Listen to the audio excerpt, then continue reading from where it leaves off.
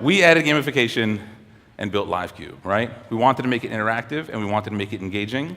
And so we give points for a variety of things that make it a more interactive and engaging experience, like posting a photo, which is shown to be 5 times more engaging than a text message. Little hint for you, pro tip. In general, if you're using social media, include photos, you get 80% better engagement. And what happens is the audience is really set on fire because, first of all, imagine if I said to you before, and we'll try that space race back in a minute, but if I said go to that URL and download our app. First of all, it's socially awkward. It's not instant on. I know there are some limits that some of you have pointed out to us with being a web app, but it's not a very engaging and immediate experience. And by using our web app, it organizes the conversation so you could follow the conversation within each session. We auto-populate in that hashtag, so you don't have to worry about, is it GS, is it GS14, is it GS 2014, is it Gabe Rocks? It doesn't really make a difference because we pre-populate the hashtags for you. And by doing that, we've caused a lot of events to be top trending in times that used to take them a lot longer or never happen at all. We have both private and public options. I mentioned before, you can sign in with Twitter. We're adding other networks. You can sign in with an email address and password. It's driven by interactivity. It's not driven by being a brochure, which is what most of the other event-type experiences are for. And at the end of the day, can't this be just a little bit more fun? Can we make this a little bit more fun? And a lot of you have told me you've been having more fun. Somebody told me it's the most fun he had in an event in a pregame ever, except this company hasn't let me legally release that publicly, so I can't say who it is. That was him. And so it makes the whole conversation a lot easier to follow.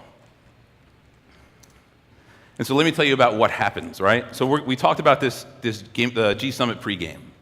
And so we analyzed what happened at that pregame. First, I want to show you some metrics that happen generally on Twitter.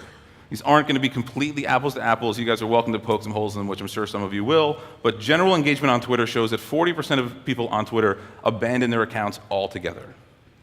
40% of people on Twitter don't even use them. 54% of people on Twitter post once. Okay? Once. So we're going to call that light usage.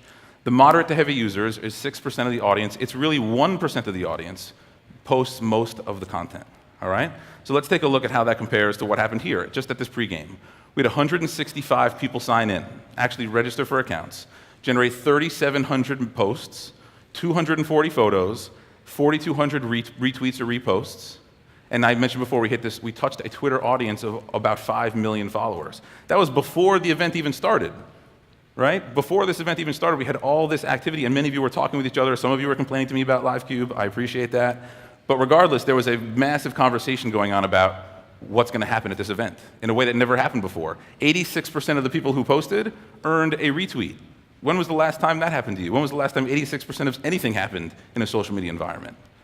Right? And so let's take a look at how that broke down. 30% of the attendees, or 30% of the users, didn't post at all. So we did a little bit better there.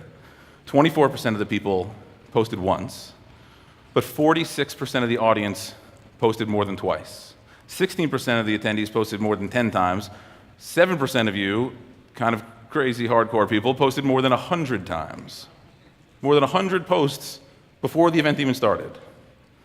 And because of that, we now know we'd have to tweak the system. But it was a really interesting opportunity for us. So if we look at how that compares to just general Twitter engagement, right, they get 6% moderate to heavy usage. We had 46% moderate to heavy usage before the event even started. Let's take a look at what these numbers look like after this event is even over. Now, you might say to me that this audience is kind of crazy because this is